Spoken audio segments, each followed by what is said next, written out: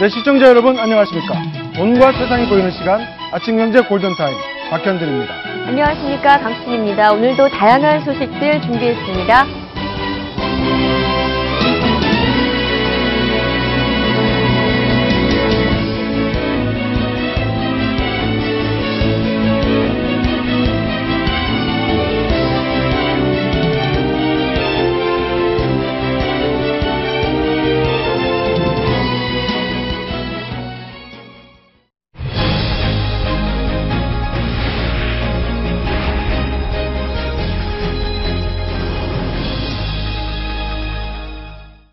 네, 오늘의 골든타임 박상훈 공간과 미디어 연구소 소장, 정철진 경제 칼럼니스트, 강훈식 동국대 겸임교수, 그리고 김태현 변호사 네 분과 함께합니다. 어서 오세요. 안녕하세요. 네, 어제 눈길을 끈 두 기업이 있었습니다. 바로 LG전자와 한화인데요. 먼저 LG전자 얘기부터 해보죠. 네. LG전자를 구글이 인수한다. 이 난데없는 루머 때문에 어제 주식시장 시끄랬죠. 네, 처음 루머가 나왔을 때는 그냥 시큰둥했었던 것 같습니다. 이제 구글이 정확히 말하면은 LG전자의 지분 약 35%를 산다. 뭐 금액으로 따지면 2조 5천억 정도 되는데요. 네. 근데 그 다음에 연이어서 뭐 증권가 정보지라고 하죠. 이게 좀 이제 윤색되면서 나오는 겁니다. 가령 경영권은 LG전자에다 두고 뭐 구글은 지분 투자만 한다더라. 이런 것들이 꼬리에 꼬리를 물리면서 순간적으로 저 주가 그래프가 나오고 있는데 15% 가까이 이제 폭등을 하게 됩니다. 네. 그러면서 부랴부랴 회사 측까지 들어가고 회사 측의 해명이 나왔는데도 불구하고 일단은 3% 넘는 상승으로 끝이 났거든요. 이제 후에 LG전자 측에서는 뭐 말도 안 된다, 처음 듣는 얘기다, 답할 가치가 없다라는 얘기까지 나오고 있는데 실은 하루가 지난 오늘 아닙니까? 네. 근데 시장은 아직도 이 구글 인수에 대한 해법에 대해서 이게 전혀 터무니없는 것은 아니다라는 쪽에 아직까지 분위기는 남아있는 게 사실입니다. 일단 저는 대형주가 하루에 15% 폭등한다는 건 정말 이례적인 일이고요. 그런데 이제 바뀌어서, 네. 예, 가격 네. 제한폭이 바뀌어서 뭐 이유가 있을 것 같은데 실은 이 얘기가 왜 아직까지도 타당하다고 얘기들이 많이 나오냐면은 지금 네. LG전자의 상황이 네. 정말 안 좋습니다. 일단 스마트폰도 안 좋지만은 이 여세를 몰아서 TV 쪽 가전까지도 안 좋아가지고요. 최근 영업이익이 1년 새 거의 반토막. 주가 같은 거는 2년 반, 3년 새 3분의 1 토막이 3분의 1보다도 더 떨어졌죠. 이런 상황이기 때문에 분명히 LG전자는 무슨 탈출구는 필요한 게 사실이고요. 네. 거기에 대한 이제 탈출구 중에 해법 중에 하나가 이제 구글 인수. 왜냐하면 구글 같은 경우에는 LG전자가 굉장히 탐나는 회사이기 때문이거든요. 네. 그래서 이 이야기가 앞으로도 어떻게 되든 계속 주시장에 남아도 계속 흘러가지 않을까 이렇게 네. 보여집니다. 네, 아니땐 굴뚝에 연기가 나겠냐라는 얘기도 나오고 있는데 네. 그동안 LG전자와 구글의 관계는 어땠습니까? 글쎄요, 뭐 남남도 아니었었고 처음에 이제 스마트폰 얘기가 나왔을 때 구글이 접했던 곳이 LG전자라는 뭐 그런 얘기도 네. 있고. 예. 우리 시청자 여러분, 구글 같은 경우에 아마 스마트폰 중에 딱 틀면 그 안드로이드라고 그래가지고 그렇죠. 이제 이렇게 뿔이 난 이런 마크 도는 그게 이제 운영체제라고 하는데요. 구글은 이 운영체제를 갖고 있기 때문에 잘 만드는 스마트폰 회사, 제조회사만 있으면 이 두 회사는 이제 굉장히 시너지가 납니다. 그런 의미에서 LG전자와 만약에 합친다면, 힘을 모은다면 이 구글도 그렇고 LG전자도 그렇고 상당한 효과가 있기 때문에 이런 이야기들이 자주 언급이 되어 왔거든요. 그 스마트카, 네. 스마트카하고 대형 TV 시장에도 그동안 구글과 협력 관계가 있었죠. 그렇습니다. 네. 이제 스마트카라고 해서 이제 자동차에 인터넷을 달고 뭐 무인 네. 자동차 이런 사업도 구글이 굉장히 이제 LG전자를 좀 선호합니다. 왜냐하면 삼성전자는 또 일종의 경쟁자이기 때문에 방금 말씀하신 것처럼 또 그다음에 가전 운영체죠. 뭐 사물 인터넷 같은 경우에도 구글은 항상 LG전자에 대한 이제 뭐 본의 아닌 접촉이 있었기 때문에 제가 보기에는 뭐 어제 나왔을 때는 이게 작전 세력의 작품이다 뭐 이런 얘기 있지만 네. 저는 회사 측의 부인에도 불구하고 저 개인입니다. 굉장히 좀 이게 타당성이 있는 그런 어떤 M&A 뭐 지분 인수가 아닌가 저는 그렇게 바라보고 있습니다. 네, 알겠습니다. 루머에 시달린 LG그룹과 달리 하나그룹은 겹경사가 계속 겹치는 것 같은데요. 네. 어떤 소식들이 이어지고 있습니까? 이게 한번 이제 분위기를 타면 네. 쭉 가는 것처럼 김승현 회장의 뭐 뚝심이라고 해야 됩니까? 한화 같은 경우에는 차세대 먹거리 사업으로 태양광에 이제 힘을 쏟았습니다. 네. 태양광이라는 게 이런 태양광 전자를 만든 다음에 이제 판에다가 쫙 붙인다 이렇게 생각하시면 되는데 이것 때문에 한 거의 4년 반 5년이 힘들었거든요. 네. 왜냐하면 투자는 엄청 했는데 돈을 못 거두니까. 근데 이게 최근 한 1년 사이, 한 반년 사이부터 분위기가 확 역전이 된 거예요. 네. 그동안 태양광 했던 다른 업체들이 다 죽고 끝까지 버텼던 이제 한화가 남아서 근데 한화가 모든 이런 사업권들을 다 따오는데 지금 미국 가서도 따오고 중국 가서도 따오고 인도 가서도 따오고 특히 이제 한화가 만든 이 태양광 전자, 이 셀 기술이 뭐 독보적이어서 이런 상황이라면 이게 이제 태양광이 추세로 간다면은 이제부터는 또 한화의 시대가 열리지 않나. 네, 중국 태양광 발전소 건설 수주했다는 소식이 오늘 나왔고요. 예. 또 이 에너지 쪽에서도 뭐 좋은 소식이 나왔다고 예, 하죠. 그렇습니다. 네. 김승현 회장 지금 겹경사라고 할 수 있겠는데 저희가 제목을 4타석 4안타라고 네. 뽑아봤습니다. 삼성과의 빅딜 성공을 했죠. 그리고 얼마 전에 저희가 전해드렸듯이 시내 면세자 사업권 따냈습니다. 알뜰 주유소 2부 시장 공급자로 또 낙찰이 됐고요. 말씀드렸듯이 중국의 태양광 발전소 건설도 수주를 했습니다. 그야말로 겹경사입니다. 네. 한화가 또 저기 어제 알뜰 시장 같은 경우에는 이제 예. 한화석화, 한화에너지라고 그래서 좀 정유 쪽에서도 좀 연이 있습니다. 네, 근데 경인에너지죠. 예. 네. 16년 근데, 만에 재진출이죠. 그렇죠. 그러다가 아마 현대 이제 오일뱅크 쪽에 사업이 안 돼서 또 팔았는데 예. 다시 또 이 알뜰 사업자를 통해서 정유까지 갖고 오게 되니까 김승현 회장이 이제 요즘에 이제 추세를 좀 타가지고 이러다가 8.15 특사까지 또 그게 이제 문제는 나오는 가장 게- 중요한 다섯 네. 번째 타석인데 그렇죠. 올해 들어서 오타석제가 다섯 들어가죠. 번째 타석에서 과연 정말 5타수 5안타를 칠 거냐 그게 관건인데 어떻게 보세요? 저는 가능성은 있다고 봅니다. 네. 이번 8.15 특사에 네. 하나 김승현 회장 같은 경우는 이제 집행유예인데 집행유예라는 그 기록까지도 이번에 삭제를 해야만 뭐 하나토탈 같은 이제 삼성토탈이죠. 방산의 활동을 좀 할 수가 있을 거거든요. 저는 좀 가능성은 높게 근데 거꾸로 보면 굳이 이렇게 뭐 사면 없이도 이렇게 잘 경영을 하고 있으니까 굳이 뭐 그럴 필요가 있느냐 그런 얘기도 나올 수도 있을 것 같고요. 어떻습니까? 네.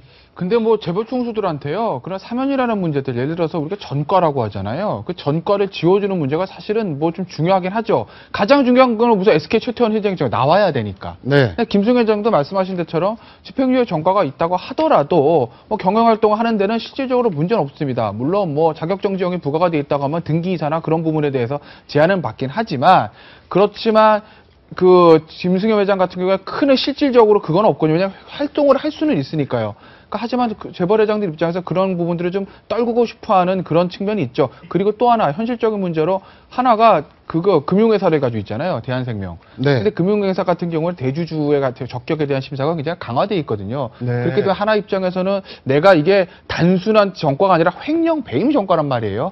횡령 배임 전과를 대주주인 김승현 회장이 가지고 있다고 하게 되면 대한생명의 어떤 대주주 적격의 문제라든지 나중에 하나가 그거를 바탕으로 제2, 제3 금융을 네, 진출해서 장애가 될 수 있거든요. 네. 그러니까 없애려고 하는 거죠. 네, 알겠습니다. 다음 주제 이어가겠습니다. 네, 내가 만약에 로또 1등에 당첨이 된다면 많이들 아마 상상을 해보실 네. 텐데 저라면 정말 이렇게 바로 사표를 던지고 회사를 좀 뛰쳐나오지 않을까 생각을 하는데 실제 1등 당첨자들의 생각은 그렇지 않다고 합니다. 그렇습니까? 네, 나눔 로또에서 상반기 이제 1등자에 대한 뭐 통계라고 할까요? 1등이 총 195명이 나왔더라고요. 네. 근데 그 195명한테 앞으로 어떻게 하겠습니까 했더니요.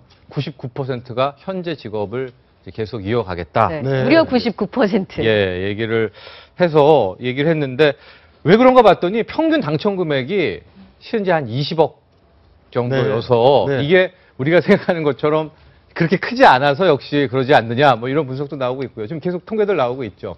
역대 최고 당첨 금액이 400억 뭐 저런 저런 시절도 시절이 있었죠. 예, 400억 시절이. 예, 많이 이제 네. 요즘은 도전하고 있기 때문에 1등 당첨자 수가 굉장히 많습니다. 그러니까 당첨자가 20명 넘게 나오는 경우도 있어요. 그렇죠. 그러니까 거의- 최저 당첨 금액이 4억이 4억. 나올 수도 있고요. 예, 왜냐면 벌써 상반기 얼마 안 되는데 네. 200명 가까이 1등이 나오지 않습니까? 네. 평균도 20억이어서 20억도 큰 돈이지만 아마 당첨된 분들은 그래 이 돈은 또 하나의 머니를 두고 일을 더 하겠다. 이런 어떻습니까? 의사를 20억 원이 한꺼번에 로또 당첨이 된다. 네. 계속 일을 하겠다는 99%가 일을 하겠다고 답변을 했는데 어떻게 공감하세요? 20억 원은 좀 이게 또 실제로도- 작은 돈인가요? 아유, 뭐 작은 돈은 아니죠. 큰 네. 돈인데 이제 실제로도 보도에 보면은 이렇게 로또에 당첨되고 뭐 오히려 더 안 좋아진 분들도 사례들이 많이 나오지 않습니까? 네네. 이제 그런 보도의 영향 때문에라도 사람들이 그냥 하던 일을 하면서 그건 또 나의 사이드 머니로 이렇게 좀 보관하려고 하는 그런 심리들이 갖고 있지 않나 이런 생각이 듭니다. 네, 평균 당첨 금액 20억 원. 그렇다면 이 당첨된 사람들은 그 돈을 어디에 썼는지 네. 한번 보도록 할까요?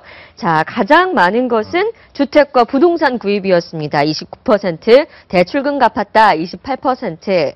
뭐 주변 뭐 부모님 돕기도 하고요. 노후 대비를 위해서 뭐 투자를 하기도 하고요. 자, 얼마 전에 로또 632회 2등 당첨자였던 30대 직장인 여성 당첨금 전액을 기부하겠다라는 의사를 밝혀서 화제가 되기도 했는데 기부하는 사람도 좀 있는 것 생각했어요? 같기도 하고요. 예, 많진 않지만. 만약에 저기 당첨되시면 어디에 가장 먼저 쓰시겠습니까? 그래서 뭐 전혀 생각해 본 적이 없기 때문에 세지도 모르겠는데 사실은 20억 규모면 뭐 이게 평소에 뭐 사업하는 사람이라면 뭐 사업 자금으로 쓸 수 있지만 그냥 이렇게 뭐 직장 생활하는 사람한테 20억이라는 것이 직장을 그만둘 정도의 뭐 그런 액수는 아니죠, 사실은. 또 금리가 워낙 낮아서 그렇죠. 그렇죠. 네, 그렇기 때문에 네. 뭐 비즈니스 하는 분들이야 뭐 사업 자금으로 쓴다, 뭐 연구 개발에 쓴다 하겠지만 직장 생활하는 분들은 뭐 20억을 가지고 그야말로 인생이 바뀌었다 할 정도는 아니잖아요. 그렇기 네. 때문에 뭐 크게 뭐 저 같아도 감사한 일이긴 하지만 당장 뭐 이거 가지고 내 일상이 바뀐다 뭐 이런 건 아닌 것 같습니다. 네, 99%가 로또 1등이 당첨이 돼도 계속 네. 회사를 다니고 일을 하겠다. 뭐 재미난, 좀 흥미로운 조사 결과입니다. 다음은 이것만 시간입니다. 타이밍은 곧 돈입니다. 환전 시기만 잘 따져도 휴가비를 줄일 수 있다고 하는데요. 알아두면 유용한 휴가철 환전 요령 전해드립니다.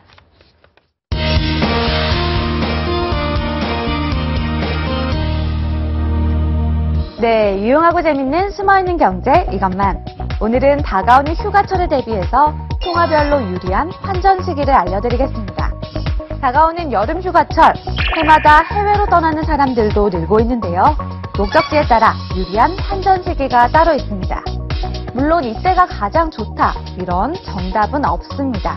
하지만 현재의 추이를 봐서는 미국 달러화를 쓰는 곳으로 여행을 떠날 계획이라면 환전을 서두르는 것이 좋고요. 반면 유럽이나 일본으로 휴가를 갈 계획을 세우고 있다면 출국 직전까지 환전을 미루는 게 유리할 수 있습니다. 달러화의 경우 그리스 채무 위기와 중국 증시 급락, 미국의 연내 금리 인상 예고 등 여러 가지 요인들로 인해 환율이 최근 한두 달 새 가파른 상승세를 기록하고 있는데요. 전문가들에 따르면 당분간은 이 상승세가 유지될 가능성이 크다고 합니다. 반면 엔화와 유로화의 경우 그리스 사태 이후 환율이 올라 있는 상태이기는 하지만 중앙은행이 시장에 돈을 푸는 양적 완화를 지속하고 있어 조만간 다시 환율이 떨어질 가능성이 크다고 하는데요. 똑똑하게 환전하시고 즐거운 여름 휴가 보내시기 바랍니다. 그럼 숨어있는 경제 이것만. 다음 시간에는 더 유익한 정보 가지고 돌아오겠습니다. 네, 충북 청주시의 한 아파트에서 6세 남자아이가 숨진 채 발견되는 안타까운 소식이 전해졌습니다. 그런데 유력 용의자는 다름 아닌 엄마라고 하는데요. 이 충격적인 사건, 김태현 변호사가 정리해드립니다. 예, 정말 충격적인 사건이 일어났습니다. 충북 청주에서 6세 남자아이의 시신이 발견됐습니다. 더 충격적인 것은요, 이 시신이 발견된 과정인데요. 아이의 아버지가 경찰에 신고를 한 겁니다. 내 아내로부터 내가 당신의 아들을 죽였다, 이런 문자를 받았으니 빨리 좀 집에는 가봐라, 이런 신고가 들어온 겁니다. 경찰이 집에 가봤더니 6살 아이가 이불을 뒤집어진 채로 목이 졸라서 죽어 있었던 겁니다. 더군다나 그 집 곳곳 벽에는 너 때문에 아이가 죽었다, 이런 충격적인 글귀까지 적혀 있었습니다. 이 사건의 배경이 어떻게 된 걸까요? 일각에 의하면 이 아내 평소에 조금 우울증을 앓고 있었다고 합니다. 그리고 평소에 남편이 자신과 아이에게 무심하다, 이렇게 해서 다툼이 많았다고 합니다. 그러던 중에 남편과 아내가 싸우고 나서 남편이 가출을 했는데요. 그리고 남편은 며칠 동안 찜질방에서 지냈다고 합니다. 그런데 어느 날 아내가 남편에게 연락을 한 것입니다. 내가 좀 몸이 피곤하니 바람 좀 쐬고 싶다. 그래서 이 부부 6살짜리 남자아이를 집에 혼자 놔두고 청주에서 대천 해수욕장으로 여행을 갑니다. 대천 해수욕장에서 저녁을 먹고 호텔에 투숙을 했는데 아내가 계속 울기만 하는 겁니다. 그래서 남편이 이거 아이가 보고 싶어서 그러는가 보다 하고 집에 가자 하고 같이 차를 타고 나왔습니다. 그러던 중에 아내가 대천 해수욕장 화장실에서 나 잠깐만 화장실 좀 다녀올게요 라고 하고 사라져버린 겁니다. 그리고 나서 남편 휴대폰으로 문자 메시지가 들어왔죠. 당신의 아들 내가 죽였다, 정말 미안하다, 이런 충격적인 문자를 남편이 받은 겁니다. 그래서 남편이 경찰에 신고를 했고요. 경찰은 지금 아이의 엄마를 유력한 용의자로 보고 추적 중입니다. 일단 아이의 엄마의 마지막 행적은 확인이 됐는데 대천 해수욕장의 근처에 있는 대천 터미널에서 대전 쪽으로 택시를 타고 갔다는 겁니다. 일단 경찰은 이 어머니의 신병을 확보하는데 수사력을 총력을 기울이고 있습니다. 그런데 시청자 여러분, 여러 가지 조금 의문되는 부분들이 있습니다. 아무리 엄마가 우울증에 앓고 있었다고 해도 어떻게 엄마가 아이를 그렇게 죽이고 벽에다가 그런 충격적인 문구를 써놨을까? 이런 의문점도 하나 있고요. 어떻게 두 부부가 6살짜리 아이를 집에 혼자 남겨두고 1박 2일 여행을 떠날 수 있을까? 이런 의문도 있습니다. 과연 이 사건의 진실은 무엇일까요? 지금까지 김태현의 사건 브리핑이었습니다. 네, 가장 충격적인 건 벽에다가 너 때문에 죽었다라는 글을 쓴 대목인 것 같은데요. 예. 물론 뭐 자기의 아들을 직접 죽였다는 것도 지금 그런 의혹도 충격적이지만 어떻습니까? 이게 부부싸움이 결국 발단이 된 것 같은데 남편에 대한 증오가 자기 자녀한테 간 건가요? 그렇게 봐야 되나요? 일단 상황에서 뭐 부인은 자기가 죽였다고 하는 거고요. 네. 남편에 대한 뭐 추적도 계속되고 있는데 실은 부부싸움이 실제로 있었고요. 네. 아이 그 사건 일어나기 전에 남편이 또 집을 또 나간 적이 있었고 그래서 집을 나간 상태였죠. 그렇죠. 나간 네, 상태였습니다. 부부싸움을 한 예. 다음에. 예, 거기에 18일 쓴- 밤에 네. 집을 너 나간. 때문이다에 너는 지금 예. 남편이 맞거든요. 네. 근데 과연 이 남편이 아이 사망과 어떤 관계가 있는지 이게 추가적으로도 살펴볼 부분 같습니다. 예, 네. 그 지금 정말 말씀하신 대로 석연치 않은 부분이 많아요. 네, 그러니까 일단은 일단 감정적으로도 아무리 우울증이고 평소에 그 남편이 뭐 아이를 잘 돌보지 않는다고 하고 싸움하고 사이가 안 좋다 하더라도 애 엄마가 6살짜리 아이를 네. 되게 이런 경우들을 보면요. 되게 생활고나 그런 동반 자살하는 경우들이 많거든요. 근데 그것도 아니고 아이를 죽이고 나서 남편한테 여행을 가자고 할 수 있을까라는 게 하나 드는 거고, 또 하나는 글쎄 아무리 그러더라도 남편의 집을 나갔다 하더라도 아내가 뭐 화해를 하자고 여행을 가자고 했으니까 뭐 화해 좋은 게다 생각할 수 있겠죠. 근데 6살짜리 아니면 6살입니다. 네. 6살짜리 아이를 집에 혼자 두고 두 부부가 1박 2일 여행을 간다? 이게 이해가 되세요? 네. 대한민국에 그럴 수 있는 부모가 있을까요? 그렇지 않습니까? 그러니까 남편의 뭔가 조금, 주장은 예. 아내가 대천해수욕장에 가자고 말을 했을 당시에 아는 언니 집에 아이를 맡겼다라고 남편한테 이야기를 네. 했다고 합니다. 물론 이 부분은 남편의 주장이고요. 아이가 근데 집에 혼자 있었던 정황은 사실은 좀 이해하기 힘든 네, 면이 그런 부분들이 분명히 사실 있죠. 조금 납득이 안 되는 부분이 있어서. 이미 그 아들을 숨지게 한 다음에 대천 해수욕장으로 갈 수는 있겠죠. 예, 그러니까 정황은 일단은 아마 그런 그건 거죠? 그걸 거예요. 네. 그런데 이제 남편들 입장에서 어떻게 그걸 받아줬을까라는 예. 하나의 부분이 있는 거고, 네. 일단 가장 중요한 거는 아내의 어떤 신병 확보가 중요한 게 사건의 진실도 진실이지만 만약에 아내가 정말 우울증도 확 하고 죽이고서는 그렇게 하고 남편한테 미안해요 그리고 이제 혼자 사라졌다고 하게 되면 스스로 극단적인 선택할 가능성은 현재는 굉장히 높거든요. 그러니까 이제 아내의 신병을 확보해서 더 이상의 어떤 그런 사고는 막아야 될 거고, 그다음에 사건의 진실을 조금 우리가 파헤쳐 볼 필요는 있죠. 근데 우울증이 그렇게 심각한 겁니까? 예, 뭐 우울증이 그러니까 정신의 감기라는데 많은 정신과 의사들이 우리 감기 들리면 네. 병원 가듯이 이제 그 병원 가서 간단한 처방을 받으면 좋아진다고 그러는데 이걸 방치했을 경우에 이제 심각한 게 아까 뭐 김태현 변호사 말씀하셨듯이 뭐 극단적 선택을 한다든지 이게 죽음이 뭐 귀에 속 삭인다 뭐 이런 얘기까지 있을 정도로 뭐 이게 심각한 병이기 때문에 또 의외로 우리가 한 해에 우울증으로 사망하는 숫자가 굉장히 많지 않습니까? 네. 그렇기 때문에 이 병은 치료가 간단함에 비해서 여러 가지 그 후과 후폭풍들이 좀 크다 뭐 이렇게 봐야 돼요. 산후 우울증 굉장히 많거든요. 네, 사실 산후 여성들 많죠. 사이에. 그런데 이렇게 산후의 어떤 우울증 때문에 아이를 해쳤다. 그러면 선처의 요인이 됩니까? 그렇지는 않고, 그러니까 산후의 우울증 때문에 아이를 죽인 그런 경우들에 보면 영아 살해죄로 기소하는 경우도 가끔 있어요. 그러니까 그렇죠. 영아 살해죄라는 건 일반 사람들 형량이 낮거든요. 근데 이제 영아 살해죄 같은 경우에는 동기들이 있어야 되는데, 예를 들어서 미혼모가 아이를 이거 도저히 못 키울 것 같아 그래서 이제 죽였다든지, 그런 경우처럼 양육을 할 수 없는 사정이라든지 뭐 자기가 이제 창피한 거를 치욕을 은폐라고 하거든요. 예를 들어서 뭐 성폭행 당한 임신 같은 경우 아이를 죽인 경우, 그런 경우들은 이제 영아 살해죄를 기소를 이제 좀 감경을 해주는데, 산후 우울증 같은 경우에 그게 과연 영아 살해죄에 제가 말씀드린 그런 동기에 해당되느냐, 그렇진 않거든요. 네. 예. 하지만 무슨 뭐 그 산후 우울증 같은 게 정도가 심하다라고 하게 되면 어떤 정신 감정을 통해서 형이 좀 감경되는 경우는 있지만 일반 살인보다는 감경은 되지만 그렇다고 해서 완전히 또 봐줄 수는 없는 문제죠. 네, 알겠습니다. 사라진 엄마 모습을 드러내서 진실을 밝혀주셨으면 좋겠습니다. 네. 다음 주제 이어가겠습니다. 네, 최근 TV 예능 프로그램의 인기 테마인 요리 방송, 이른바 쿡방의 선두주자로 꼽히는 요리 연구가 백종원 씨의 80대 아버지가 성추행 사건에 휘말렸습니다. 20대 여성 캐디를 강제 추행한 혐의로 수사를 받았는데 전직 교육감 출신인 백 씨의 아버지는 혐의를 현재 강하게 부인하고 있습니다. 정부경 기자입니다. 대전의 한 골프장에서 캐디로 일하던 20대 여성 A씨는 최근 골프장 단골 고객인 80살 백모 씨를 강제추행 혐의로 경찰에 고소했습니다. A씨는 지난달 중순 백 씨가 골프장 근처로 자신을 불러내서는 특정 신체 부위를 강제로 만졌다고 주장했습니다. A씨가 성추행범으로 지목한 백 씨는 요리 연구가 백종원 씨의 아버지, 지방 명문고등학교 이사장을 지내고 1980년대 지역교육감을 역임한 교육계 원로이기도 합니다. 백 씨는 경찰 조사에서 혐의를 강하게 부인한 것으로 전해졌습니다. 조사를 했고요.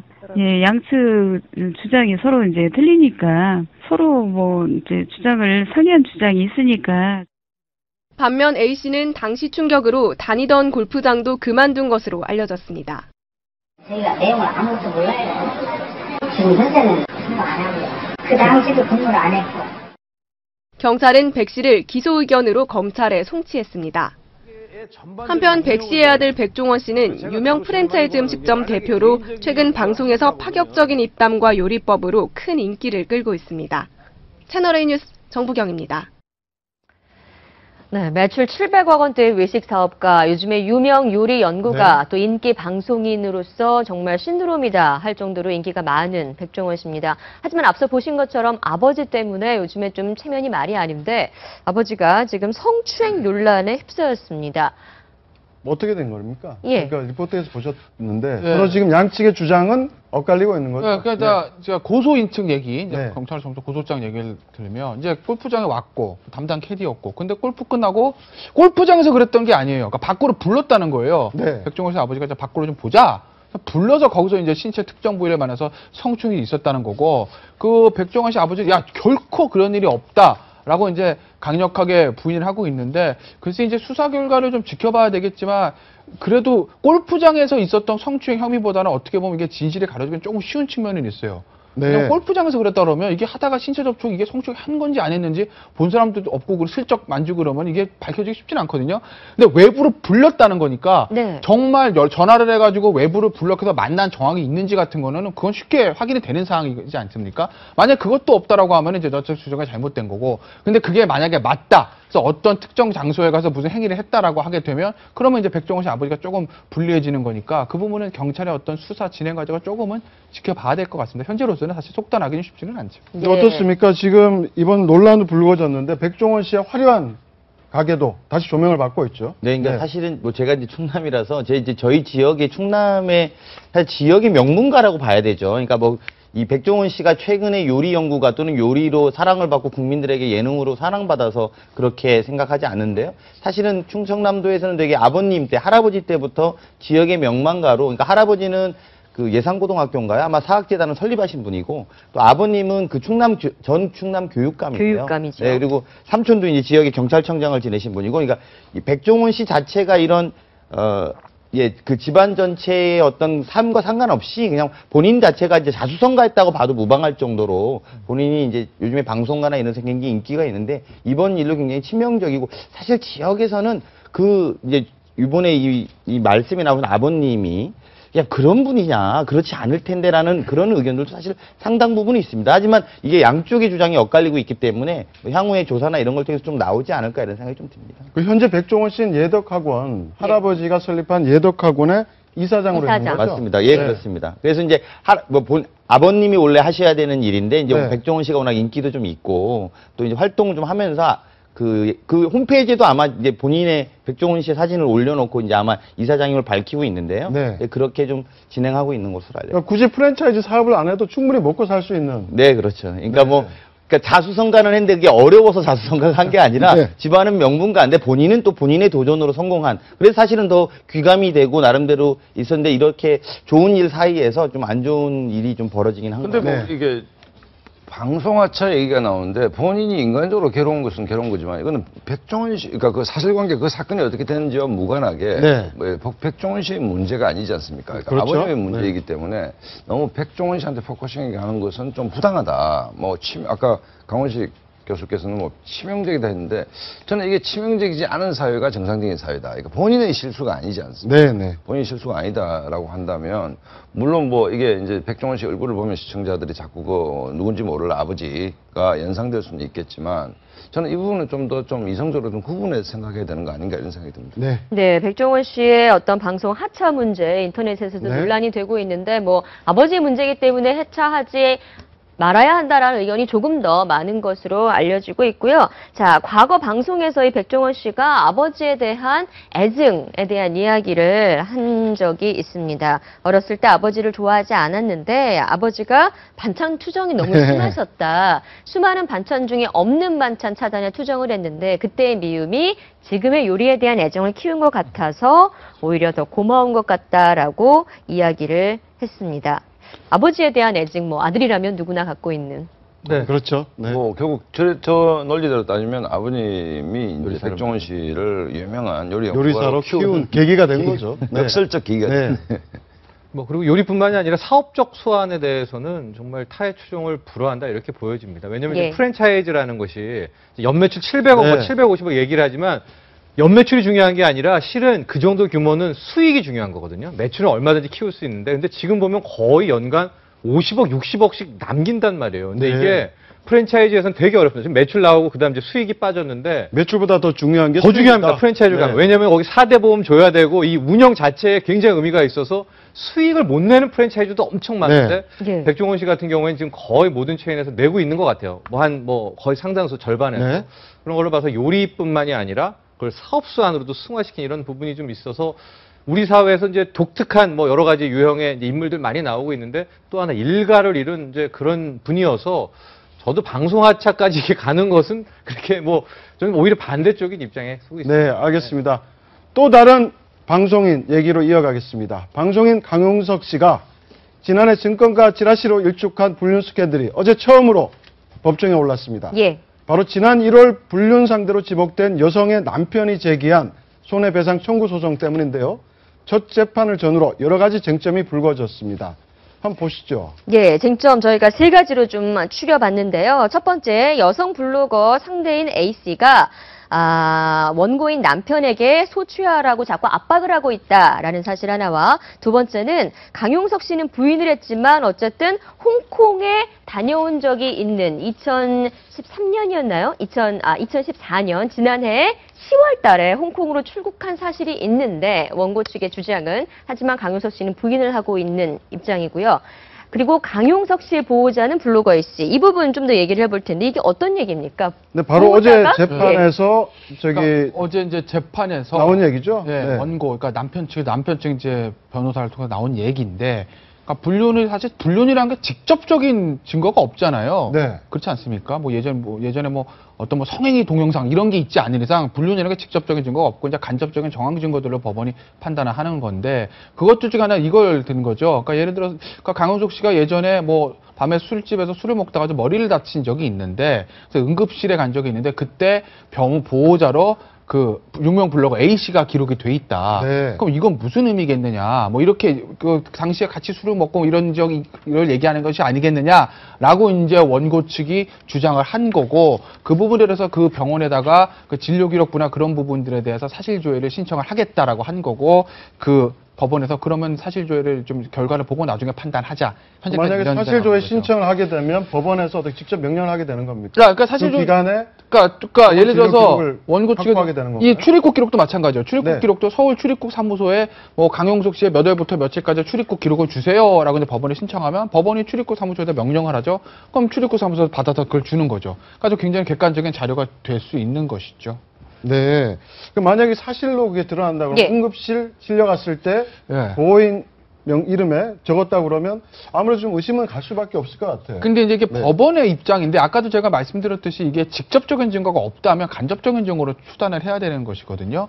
근데 간접적인 증거 하나, 두 개 가지고는 안 되는 거죠. 예를 들면서 홍콩에 같은 기간 머물렀다. 그거 달랑 하나만 가지고서는 그 여자 블로거도 홍콩 갈 수 있는 거고 강원도에서 갈 수 있는 거니까 두 사람이 같은 시기에 있었다는 것만으로는 불륜 입증이 안 되는 거죠. 그리고 또 하나 사실 그 보호자로 밤에 같이 술을 먹다가 보호자로 이름을 적었다. 그거 하나만 가지고도 또 불륜 사실 입증하기는 그건 쉽지 않은 부분이 있거든요. 네. 그런데 만약입니다. 예를 들어서 그런 것들 또 그 외에 다른 정황들이 여러 개 합쳐진다고 하게 되면 그러면 사실 상황은 좀 달라질 수 있죠. 그러니까 일종의 모자이크 같다고 보시면 돼요. 모자이크가 한 조각만 가지고서는 그게 이 그림인지 모르잖아요. 근데 여러 조각 합쳐지면 큰 그림이 보이는 것 같은 아마 그런 모자이크 이론 같은 것들을 생각하시면 될 겁니다. 지금 강용석 홍콩 출입국 진실은 해서 CG가 나오고 있는데요. 예. 네. 이걸 보면 강용석 지금 방송인 변호사고요. 극구 부인하고 있죠. 네. 그러니까 이제 저 지점이 이게 뭐 일개 이제 한 남자와 여자의 뭐 저런 사건이 뭐 오늘도 법원에서 뭐 여러 재판이 벌어지지 않겠습니까? 네. 우리가 관심이 없는데 강용석 씨와 이제 브로거 A 씨의 관계가 뭐 어떻냐, 그 다음에 그 남편이 어떤 소송을 제기했냐의 문제는 사실은 별개의 문제입니다. 강용석 씨가 정치인이고 네.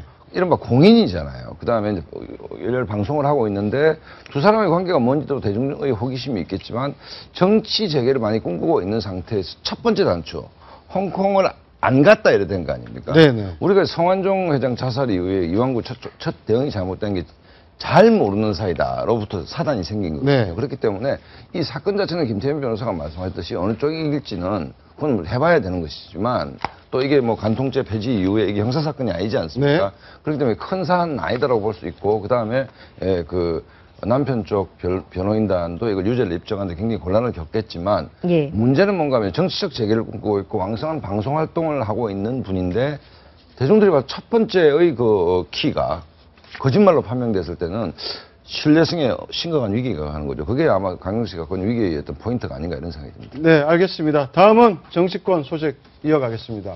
국정원 직원의 자살을 둘러싸고 각종 의혹들이 쏟아지고 있는데요. 이런 가운데 새정치연합 최고위원회에서 이른바 마티즈 괴담을 거론했습니다. 어떤 주장인지 한번 들어보시겠습니다. 자살한 요원이 발견된 번호판은 초록색 번호판이고 경찰이 제시한 증거 자료의 번호판은 흰색 번호판입니다. 네, 지금 마티즈, 바로 저 국정원 직원이죠. 자살한 국정원 직원이 타고 갔던 마티즈 예. 차량이 같은 차량이냐? 만약 같은 차량이면 경찰이 밝힌 자살이 맞는 거고요. 지금 야당에서 계속 주장하고 있는 다른 차량이다 그러면 가장 지금 민감한 타살 의혹이 다시 불거질 수 있지 않습니까? 아니, 근데 우리가 네. 아까 물론 차량은 지금 저거 딱 봐도 틀린 건 맞는 것 같아요. 뭐 저기 안테나 범퍼 같은 거 색깔이 틀리잖아요, 일단. 네네. 그러니까 색깔이 틀린 거니까 저 오른쪽에 있는 마티즈 차량이 그 김 씨가 탔던 차량이 아닌 것 같은데 문제는 그렇다 하더라도 그렇게 하기 때문에 타살 의혹에 대한 사실을 좀 맞지는 않은 거죠. 왜냐하면 설령 그렇다 그렇죠. 하더라도. 왜냐하면 네. 사실은 타살 의혹이나 타살이다 가장 중요한 거는요. 몇 시야나 동선, 뭐 차를 이거 중요한 게 아니거든요. 당시에 현장에서 어떤 상태로 발견되고 부검 결과 뭐가 나오냐는 건데 어제 서중석 국가주 원장이 뭐라고 그랬습니까? 이게 지금 우리가 해봤더니 명백한 자살인데 이걸 가지고 타살 얘기를 하는 거는 이거는 지금 사회를 해가 되는 공기다, 사회의 공기 해가 되는 거다 이런 얘기하지 않았습니까? 네. 그 정도로 법의학적으로 자살이 명백하다는 건데 차가 틀리다고 해서 설령 예. 그렇다고 해서 이게 지금 타살 의혹을 제기하는 거는 사실 저는 조금 무리가 있다고 하지만 의혹을 해소하기 위해서는 오늘 바로 오전에 경찰이 자세한 내용을 브리핑을 한다고 그러는데 예. 일단 얼핏 보기에도 좀 다른 차량 같아 보이기는 합니다. 예, 좀 다른 화면을 좀 차량 가장 문제가 되는 보여주실까요? 거는 바로 이 부분이죠. 예. 범퍼 가드. 범퍼 가드가 범퍼 가드 검은색. 예, 범퍼 자살 가드가 현장에서 있는데 발견된 차에는 있는데 CCTV CCTV 에 차량에는 없는 걸로 나타나고 있고요. 그 자세히 들여봐도 이게 있는 것 같지는 않아요. 네. 첫 번째 경찰의 반응이 이제 새벽이었기 때문에 햇빛에 반사돼서 초록색이 하얀색으로 보인다. 뭐 이렇게 이제 두 번째는 바로 말씀하신 네. 대로 바로 이 번호판 네, 색깔이죠. 번호판 문제인데 네. 그러니까 이 뒷반사. 문제가 이제 국정원 해킹 의혹이 일파만파가 된 이후에요. 경찰 CCTV를 공개를 했는데 좀 더 사리 깊지 못했다라는 생각. 상식적으로 보더라도 경찰의 첫 번째의 어떤 설명 자체를 납득할 국민이 몇 명 되겠습니까, 사실은. 그다음에 뭐 전병훈 최고가 뭐 얘기한 부분도 난 합리적 의심이라고 봐요. 다만 이제 이 문제를 공당에서 뭐 예를 들자면 타살 의혹이라고 제기했을 때는 그 문제가 커지겠지만 어쨌든 CCTV 차량과 뭐 다르지 않냐라고 하는 문제는 충분히 있을 수 있다는 생각이 들고 오늘 경찰에서 좀 합리적 설명이 좀 돼야 된다. 그러지 않으면 이게 어떻게 납득이 되겠습니까, 사실은. 네. 네, 제가 이제 이게 지금 국정원 댓글로 약간 이거 맞물려갖고 다 이게 지금 국민들한테는 전반적으로 공권력에 대한 불신으로 확산되고 있는 양상이라서 저는 더 안타깝다고 보는데 저것도 전병헌 최고가 먼저 하기 전에 네티즌에서 엄청 이야기했던 거거든요. 네네. 밝힌 것들이 다르다 이렇게 뭐 많은 네티즌들이 확인하고 실제로도 카카오톡이 뭐 그런 게 있다 그래서 텔레그램으로 200만이 가고 국민들이 이런 것 아니겠습니까? 그러니까 제가 볼 때 지금 본질의 사건의 본질은 실체적 진실을 규명하는 것도 중요한데 국민적 의혹을 해소하는데 더 중심을 좀 둬야 된다. 그러니까 네. 즉 바꿔 말하면 경찰의 또 미숙한 해명은 또 다른 불신을 만들 가능성이 있기 때문에 아주 명쾌하게 좀 밝혔으면 좋겠고 뭐 실제로도 저게 또 실제로 원본을 보면 다릅니다. 뭐 또 이런 이야기들이 나올 수 있습니다만 국민들의 입장에서 보면 이게 지금 국민의 여론조사상으로 68%, 뭐 리얼미터 조사에 68%가 국정원 해명에 대해서 잘 믿지 않는 구석이 있거든요. 네. 그러니까 그런 국민적 의혹을 해소하는 데 있어서 문제를 좀 풀어나갔으면 좋겠고 그런 문제의 일환으로 이 괴담들이 자꾸만 생산되지 않는 그래서 좀 건강하게 좀 풀어졌으면 좋겠다는 생각이 좀 듭니다. 네, 경찰이 영상 분석 결과를 오늘 오전에 네. 다시 발표하겠다라고 지금 이야기를 했는데요. 관할 경찰서인 용인 동부서에서는 의혹이 제기된 이 영상 저희가 보여드렸듯이 현장에 있었던 차량과 CCTV의 차량이 달라 보인다는 이 내용. 경찰에서는 의혹이 제기된 영상이 사실은 방송사가 독자 입수해서 보도한 영상이지 경찰이 제공한 게 아니다라고 네, 그렇게 어제 심야에 또 밤에 해명을 이야기를 했습니다. 그건 방송사의 오보인 것이고 용인경찰서가 실수한 건 아니죠. 그러니까 명확하게 좀 밝혔으면 좋겠다. 만약에 명확하게 밝히려면 원본을 경찰에서 이제는 공개를 해서 그렇죠. 불필요한 의혹을 해소하는 게 맞는 거죠. 네, 아마 오늘 곧 오전일지 오후일지 모르지만 그 원본을 제시를 할 것 같고요. 그러면서 어젯밤에 또 그 단독 보도한 그 영상이지 우리랑은 관계없다라는 해명은 좀 또 너무 또 빠르지 않았나. 좀 한 땀 더 기다렸다가 오늘 오전에 어차피 밝힐 테니까 그걸 뭐 첫째, 둘째 좀 다 같이 밝혔으면 좋았을 걸 하나 그러니까 전병헌 최고위원이 의혹을 제기하는 것도 지금 계속 방송에서 다루고 있는 이 CCTV 화면. 네. 근데 경찰은 이 CCTV 화면은 방송에서 촬영한 거지 원본과는 다른 거다. 그렇죠. 그렇게 지금 주장하고 있는 거죠. YMO 방송사가 단독 입수해서 틀은 거다라는 겁니다. 근데 실제 얼핏 보기에도 번호판 크기도 규격이 다른 차 같아요. 달라 보입니다. 예, 아예 다른 차량일 수 범퍼 있는 가드도 가능성이 없고요. 예. 그러니까 있는 건데 아마 다른 차량일 가능성도 현재로서는 완전히 배제할 수가 없는 상황이라고 봐야 되겠죠. 물론 이 지금 CCTV가 찍힌 장소가 임모 씨가 발견된 곳에서 굉장히 가까운 곳이고 해당 시간이 새벽 시간대였기 때문에 가능성이 높다고 생각해서 아마 그 방송사도 언론에 공개를 한 것 같은데 지금 아마 경찰에 정확한 좀 원본 공개와 거기에 대한 결과가 좀 있어야 되지 않을까라고 생각이 되는 부분입니다. 네, 국정원과 경찰의 미숙한 해명도 문제이지만 여야가 의혹을 밝히는 해법을 놓고 줄다리기 하면서 불신을 좀 증폭시키고 있는데요. 이에 대해 새누리당 하태경 의원 이런 발언을 했습니다. 들어보시죠. 지금 야당이 이 문제를 이제 국익의 관점에서 보는 게 아니고 정치적인 관점에서 보면서 계속 괴담을 양산하고 있습니다. 일종의 야당이 괴담을 찾는 사람들 제가 줄여서 괴차사라고 부르겠는데요. 네, 괴담을 찾는 사람들 괴차사. 그러니까 지금 어떻게 보면 지금 완전히 끝난 사안일 수도 있는데 계속 지금 의혹을 제기하고 있는 거죠. 저는 이 문제를 우리 정치권 19대 국회가 국민들로부터 거의 빵점 수준의 그 점수를 받고 있지 않습니까? 그다음에 뭐 교체 지수가 굉장히 높다라고 그러는데 정말 그 정치권에 묻고 싶은 것이 대의제가 뭔지, 국회가 왜 있는지, 국회의원을 국민들이 왜 뽑는지, 그다음에 상임위가 왜 있는지를 다시 한번 돌아봐야 된다. 야당에서 주장하고 있는 우리는 실력이 없기 때문에 현장 가본들 알지도 못할 뿐더러 그렇기 때문에 청문회를 하자 뭐 이런 주장 같은데 아니면 검찰 수사를 하라 주장 같은데 그러면 스스로가 정보위에 소속된 모든 국회의원들은 스스로 실력 없는 것을 자인한 거 아닙니까? 네. 특히 정보기관 국정을 대상으로 해서 정보위라는 상임위가 있는데 굳이 상임위를 안 하겠다.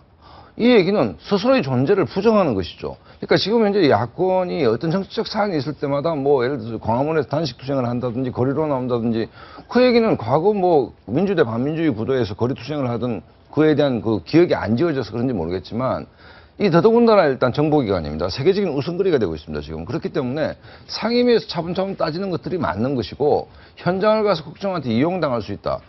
다 국회 내 전문위원도 있는 것이고 국회 야당 내에서도 많은 해킹 전문가들을 아이디어를 얻을 수 있는 거 아닙니까? 그렇기 때문에 가장 기본적인 존재, 상임위에서 뭐 못하겠다는 얘기는 내 존재 자체를 부정하는 것이다. 국회의 존재 이유가 없어지는 것이죠.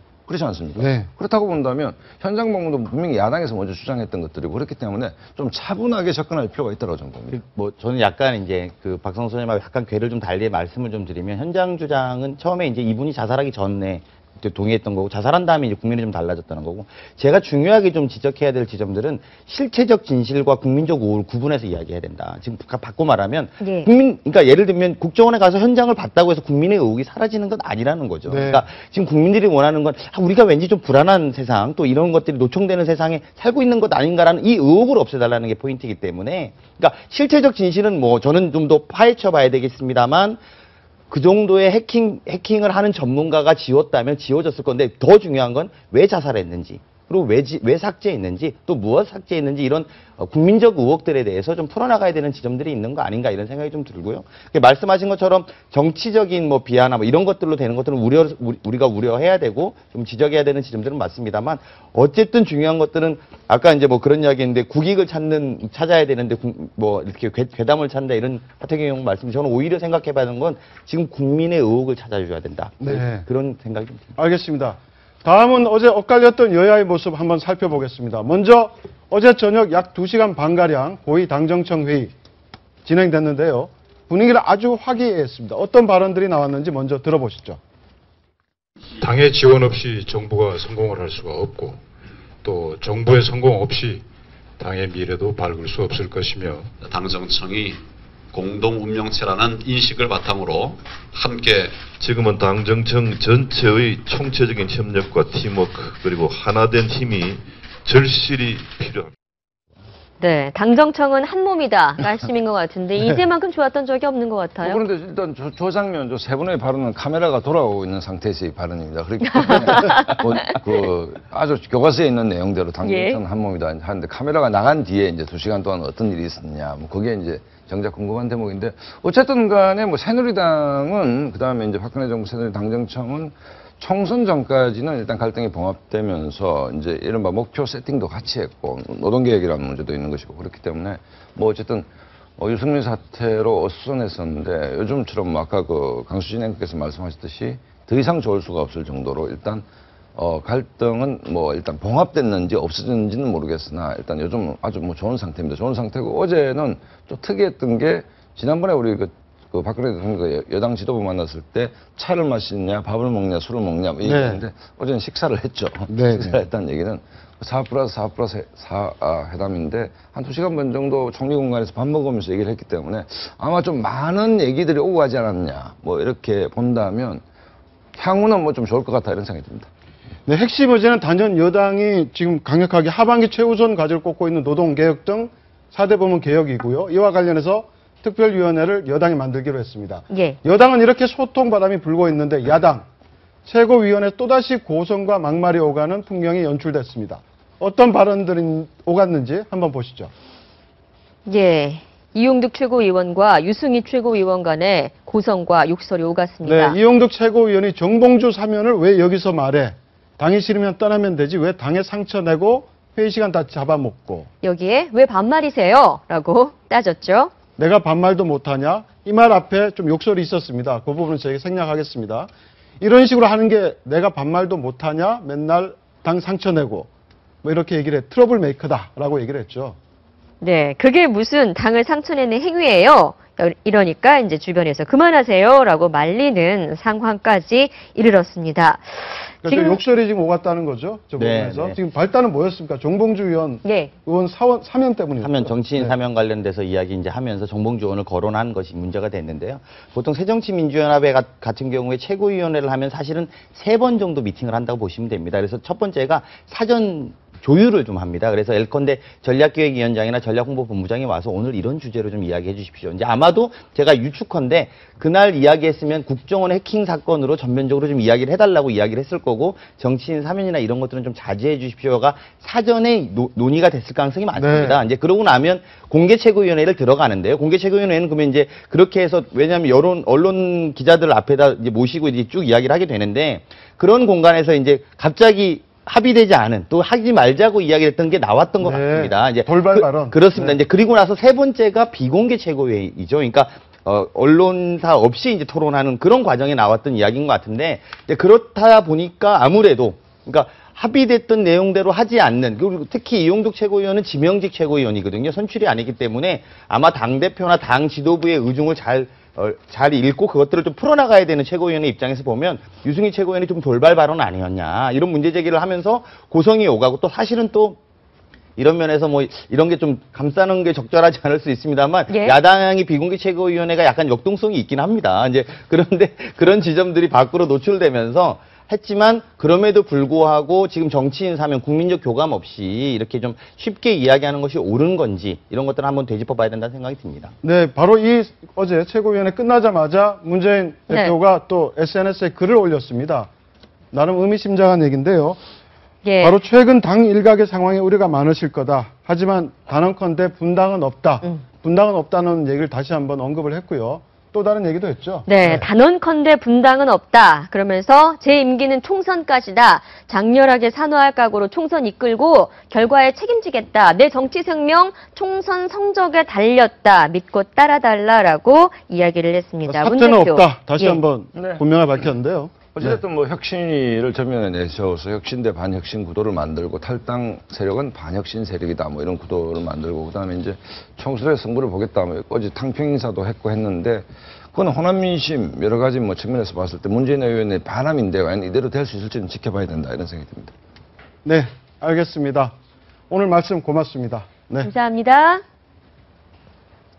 네, 한 달 앞으로 다가온 실크로드 경주 2015 행사를 전국에 알리는 대학생 홍보단이 활동을 시작했습니다. 실크로드를 따라 유라시아의 교역과 문화 교류가 이루어졌듯이 젊은이들도 열차를 이용해서 행사 취지 등을 전할 예정입니다. 이상희 기자입니다.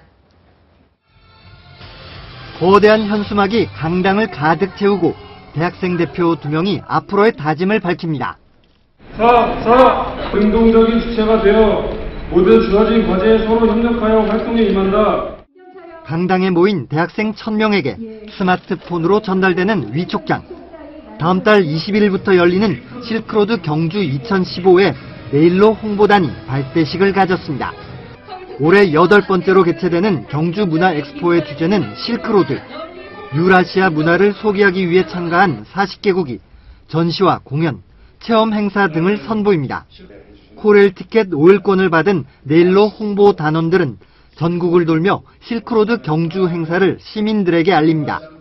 행사 개막 전까지 방문 지역에서의 활동 내용을 UCC로 만들어 인터넷에 올립니다. 1000년 전에 우리 선조들이 갔던 그런 문화의 길을 지금 디지털 시대에 젊은이들이 동행할 수 있도록, 그 세계적인 문화 강국 대한민국을 알리는 멋진 계기가. 실크로드 2015 행사 기간에는 천년고도 경주와 한국 문화의 우수성을 전 세계에 알리는 문화 프로그램도 마련될 예정입니다.